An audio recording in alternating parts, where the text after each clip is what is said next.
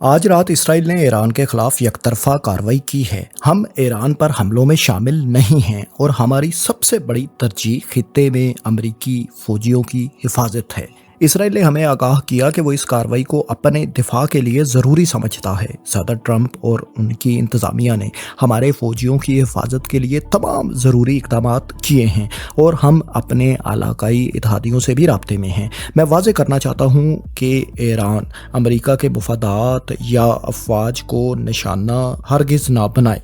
دوستو، یہ بیان امریکہ کے secretary of state Marco Rubio نے اسرائیل کے ایران پر اشتعال انگیز حملے کے فوراً بعد جاری کیا تھا۔ یعنی واضح طور پر امریکہ نے اس کو اسرائیل کی یک طرفہ کارروائی قرار دے کر خود کو اس حملے سے ڈسٹنس کرنے کی کوشش اس وقت کی تھی۔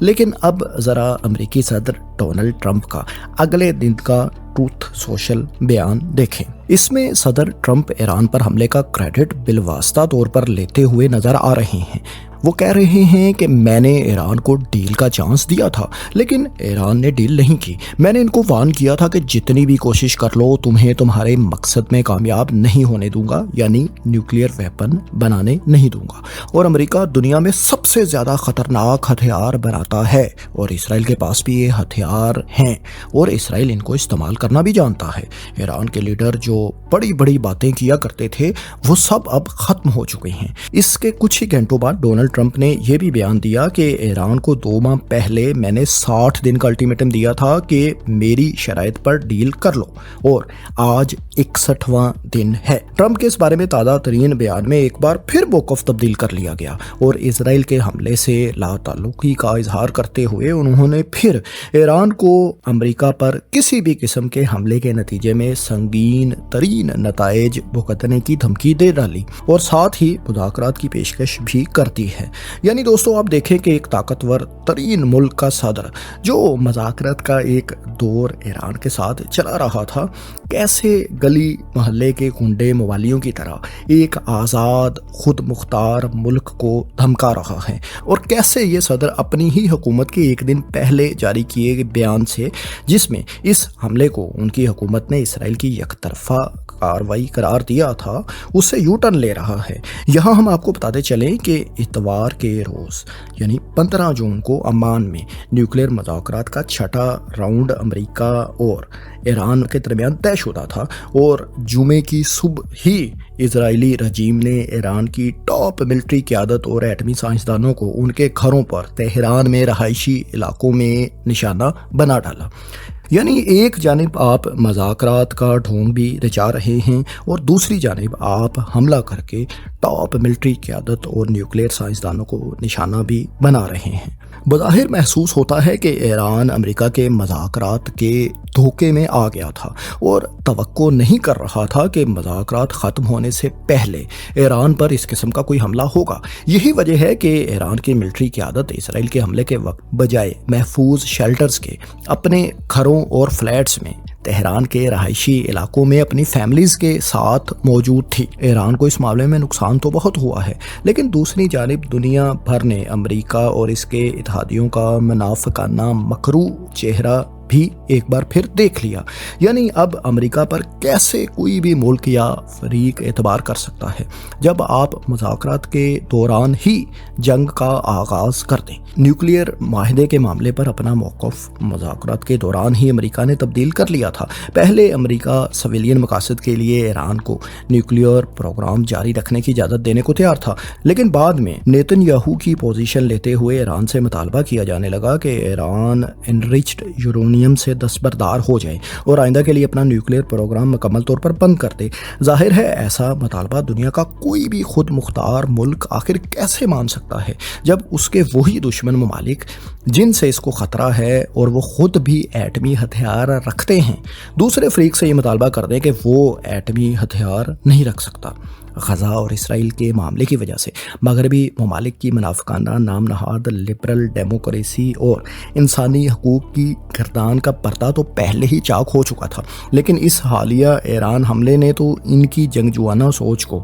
اور بھی مکمل طور پر دنیا کے سامنے ایک بار پھر آشکار کر دیا ہے۔ یعنی آپ انتہا پسندانہ سوچ کی انتہا دیکھیں کہ دنیا پہلے ہی یوکرین اور غزہ کی جنگوں میں الجھی ہوئی ہے اور تباہی کے دہانے پر ہے، اور ایسے میں بجائے پہلے سے جاری کشمکش کو کم کرنے کے امریکہ خود کو ایک اور بڑی جنگ میں الجھانے جا رہا ہے۔ لیکن ظاہر ہے اس بار مقابلہ ایران سے ہے، جو کہ تمام تر معاشی مشکلات اور دہائیوں کی پابندیوں کے باوجود ایک بڑا اور نسبتاً طاقتور ملک ہے۔ اس لیے اس بار امریکہ اور اس کے پارٹنرز اسرائیل امریکہ کی رضامندی اور مدد کے بغیر ایران جیسے بڑے ملک کے خلاف اس طرح کی انتہائی سوفسٹیکیٹڈ ویل پلانڈ کارروائی کا آغاز نہیں کر سکتا تھا، اور نہ ہی اسرائیل اس جنگ کو سسٹین کرنے کی صلاحیت رکھتا ہے۔ یعنی ہم کہہ سکتے ہیں کہ اس شاطرانہ اور بزدلانہ حملے میں اسرائیل کو امریکہ اور اس کے حواریوں برطانیہ، فرانس، جرمنی وغیرہ کی پوری حمایت حاصل ہے۔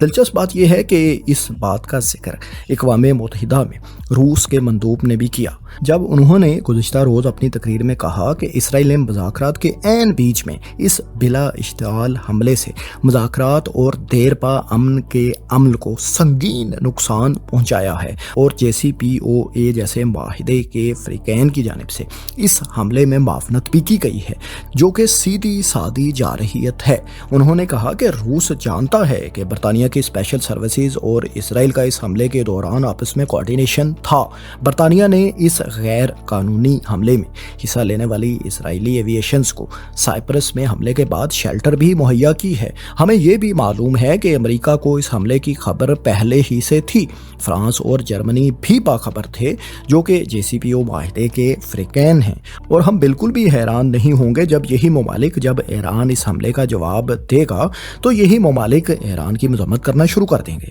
رشین مندوب نے مزید کہا کہ ہمیں انٹرنیشنل اٹامک انرجی ایجنسی کی جانب سے ریڈیالوجیکل خطرہ کس حد تک اس حملے کی وجہ سے درپیش ہے، اس رپورٹ کا انتظار ہے۔ خود مختار ایرانی ریاست کے قانونی نیوکلیئر پروگرام کے خلاف اس بلا اشتعال حملے کی کوئی بھی جسٹیفیکیشن نہیں بنتی، اور بین الاقوامی برادری کو اس طرح کی غیر قانونی کارروائی پر ہرگز خاموش نہیں رہنا چاہیے، جو عالمی سلامتی کے لیے شدید خطرہ ہے اور ایک بڑی جنگ کی صورت بھی اختیار کر سکتا ہے۔ روس کے مندوب کی جانب سے برطانیہ کی اس حملے میں معاونت کو برطانیہ نے ماننے سے انکار کر دیا اور اس کی تردید کر دی ہے۔ برطانیہ کا کہنا ہے کہ وہ اس معاملے میں اسرائیل کے ساتھ شریک نہیں تھا۔ دوستو، روس کی طرح دوسری بڑی عالمی قوت چین نے بھی اسرائیل کے ایران پر حملے کو بلا جواز اور اشتعال انگیز اور غیر قانونی قرار دیتے ہوئے اس کی مذمت کی ہے اور اس کو ایران کی خود مختاری کی خلاف ورزی قرار دیا ہے۔ اور یاد رہے کہ چین بھی JCPOA معاہدے کا ایک فریق تھا۔ دوستو، JCPOA جسے ایران نیوکلیئر ڈیل بھی کہا جاتا ہے، 2015 میں ایران اور 6 عالمی طاقتوں کے درمیان ایک معاہدہ تھا۔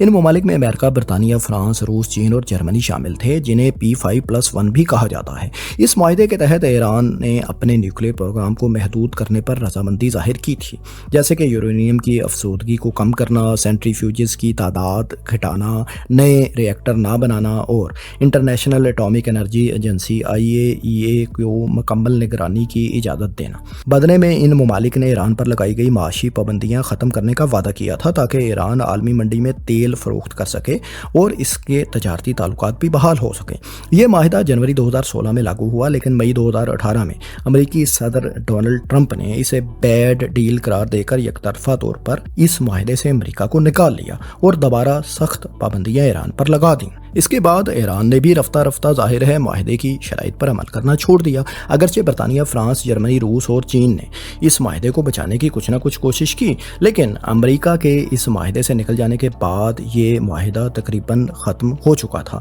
ایران، یورپی ممالک، روس، چین اور جو بائیڈن کی امریکی حکومت اس معاہدے کو جاری رکھنے کے حق میں کسی نہ کسی حد تک تھی، جبکہ ڈونلڈ ٹرمپ، اسرائیل اور سعودی عرب اور کچھ خلیجی ممالک اس معاہدے کے سخت سخت مخالف تھے اور اسے مکمل طور پر ختم کرنا چاہتے تھے، اور ظاہر ہے جب امریکہ نے یک طرفہ طور پر اسرائیل کی کٹ پتلی کے طور پر اس معاہدے کی، جسے ایک لمبے عرصے کی محنت اور دنیا کے 6 اہم ملکوں کی معاونت سے تیار کیا گیا تھا، سبوتاژ کر دیا، تو ایران بھی اپنے نیوکلیئر پروگرام کے بارے میں آزاد ہو گیا تھا، کیونکہ معاہدے کے خاتمے کے ساتھ ہی امریکہ اور یورپی یونین دونوں نے ایران پر ایک بار پھر پابندیاں بھی عائد کر دی تھیں۔ اب اس معاہدے کے یک طرفہ خاتمے کے برسوں بعد امریکہ اور اسرائیل خود ہی ایران کو قصوروار بھی اس معاملے پر ٹھہرا رہے ہیں۔ اسرائیل کے وزیر اعظم نیتن یاہو کا کہنا ہے کہ اگر ہم حملہ نہ کرتے تو ایران نیوکلیئر ہتھیار کی تیاری سے چند ہفتے کی دوری پر تھا، لیکن دوستو دلچسپ بات یہ ہے کہ ایسے دعوے گزشتہ 40 برس سے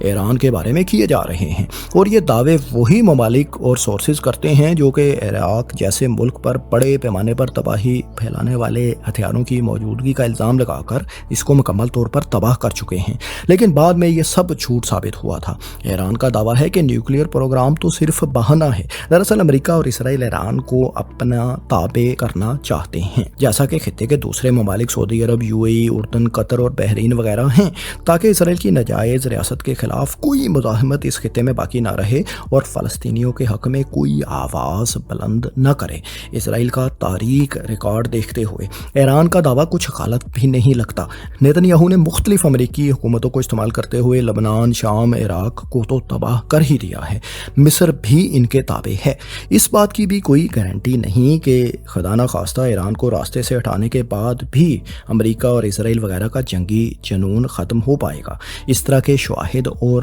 منصوبے موجود ہیں جن کے مطابق اسرائیل ایران کے بعد اسلامی دنیا کی واحد ایٹمی طاقت اور سب سے طاقتور اسلامی ملک پاکستان کو بھی نشانہ بنانا چاہتا ہے۔ گزشتہ مہینے کی پاک بھارت جنگ میں بھی اسرائیل نے بھارت کی کھلی حمایت کی تھی اور اسرائیلی ڈرونز وغیرہ بھارت نے پاکستان کے خلاف کھلے عام استعمال کیے تھے۔ دوستو دنیا کی موجودہ جیو پولیٹکس اور امریکہ اور اس کے حواریوں کے جنگجوانہ اقدامات کو دیکھتے ہوئے پاکستان ہرگز افورڈ نہیں کر سکتا کہ خدا نخواستہ ایران میں کبھی ایسے حالات پیدا ہو جائیں کہ وہ بھی عراق اور شام وغیرہ کی طرح امریکہ اور اسرائیل کے زیر اثر آ جائے۔ پاکستان کی جنوب مغربی سرحد پر ایران جیسی مستحکم حکومت کی غیر موجودگی پاکستان کے لیے انتہائی خطرناک ثابت ہو سکتی ہے، کیونکہ اسی خطے میں بلوچستان پہلے ہی سے بھارت اور امریکہ وغیرہ کی سپورٹ کی وجہ سے عدم استحکام کا شکار ہے۔ ایران کا ریسپانس فی الحال تو تگڑا ہے اور ابتدائی حملے اور اہم ملٹری کمانڈ کا نشانہ بن جانے کے ایک دن کے اندر اندر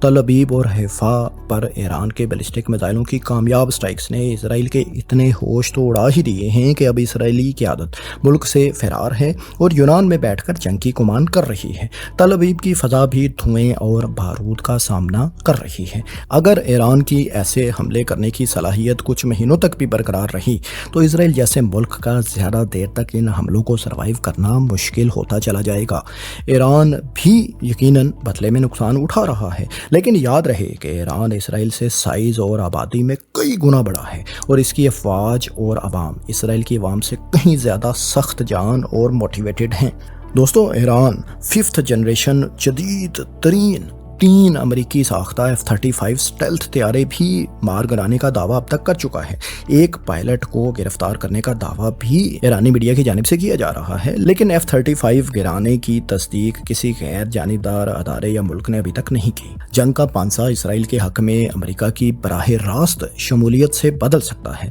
لیکن یہاں یہ بھی یاد رہے کہ پاکستان جیسے ریجنل پلیئر اور چین اور روس جیسی بین الاقوامی پاورز اتنی بھی نادان اور معصوم نہیں کہ ایک ایک کر کے اپنے تمام اتحادیوں کا امریکہ اور اس کے اتحادیوں کے ہاتھوں صفایا دیکھتے رہیں اور سوائے تماشا دیکھنے کے کچھ بھی نہ کریں۔ بے شک روس کے اسرائیل سے بھی تعلقات ہیں، لیکن یوکرین کے معاملے پر روس کے پاس امریکہ سے حساب برابر کرنے کا بہترین موقع آ چکا ہے۔ اگر خدا نخواستہ ایران مکمل طور پر تباہ نہیں ہوتا اور میزائل سٹرائکس کرنے کی صلاحیت برقرار رکھتا ہے تو روس اور چین کی سپلائیز اور اسلحے وغیرہ کی مدد سے یہ صرف اسرائیل ہی نہیں بلکہ امریکہ کو بھی ایک لمبے عرصے تک مسلسل نقصان پہنچانے کی صلاحیت رکھتا ہے۔ خلیج فارس کے اس پار واقع چھوٹی چھوٹی امریکن سپورٹ سے قائم ہونے والی بادشاہتیں سعودی عرب، امارات، قطر، کویت وغیرہ بھی نقصان اٹھا سکتی ہیں۔ خلیج فارس میں راستے بند ہونے اور ریڈ سی میں یمن کی کارروائیوں کے نتیجے میں بین الاقوامی تجارت اور تیل کی قیمتیں اور سپلائی بھی متاثر ہوگی، جس سے پوری دنیا متاثر ہوگی۔ بظاہر تو اس معاملے کا حل یہ نظر آتا ہے کہ ایران کسی طرح نیوکلیئر صلاحیت حاصل کر لے تاکہ امریکہ اور اس کے حواریوں کو اس پر حملہ کرنے کی جرت ہی نہ ہو۔ اسرائیل اور امریکہ وغیرہ سے کوئی یہ سوال نہیں کرتا کہ کیا ایران کی حکومت اتنی پاگل ہے کہ وہ جیسے ہی نیوکلیئر صلاحیت حاصل کرے گی اسرائیل پر نیوکلیئر اٹیک کر ڈالے گی۔ کیا باقی کسی ایٹمی طاقت نے سوائے بدمعاش امریکہ کے ایٹمی ہتھیار آج تک استعمال کیے ہیں؟